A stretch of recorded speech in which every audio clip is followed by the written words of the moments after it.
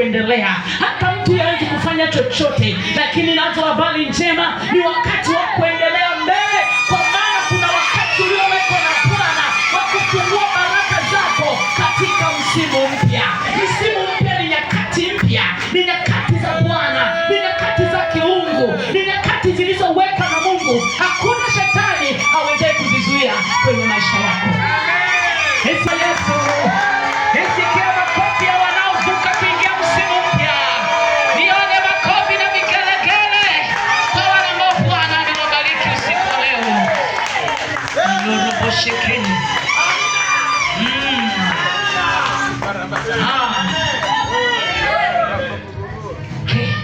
Kwa hiyo msimu mpya kuja kwenye maisha ya mtu, zinazoweza kuleta mabadiliko kwenye maisha yake.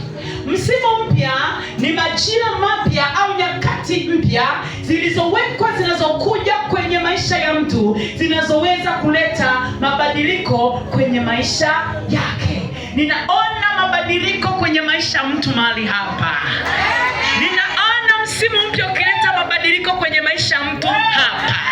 Sikiliza, wana wa Israeli walipokuwa kisafiri kutoka nchi ya Misri, akili yao ilikuwa imejaa mateso ya Misri.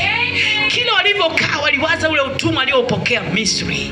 Kila walivyokaa walifikiria Misri wanaofuata, na ghafla wakaona wa Misri nyuma yao. Lakini Mungu atambao, mnaona amwezi mkaona tena, bali muendelee mbele. Na wakati waliendelea mbele, ndipo njia mbele yao ilitengenezeka. Bahari ya Shamu ikagawanyika wakapita. Ninaiona njia yako ikifunguka. Ninaiona njia yako ikifunguka. Ninayaona malango yako yakifunguka. Mabadiliko yanayosababishwa na msimu mpya kwako yanaachiliwa. Mungu alijifunua kwa wana wa Israeli kwa kuigawa bahari ya Shamu, wakatembea nchi kavu. 2026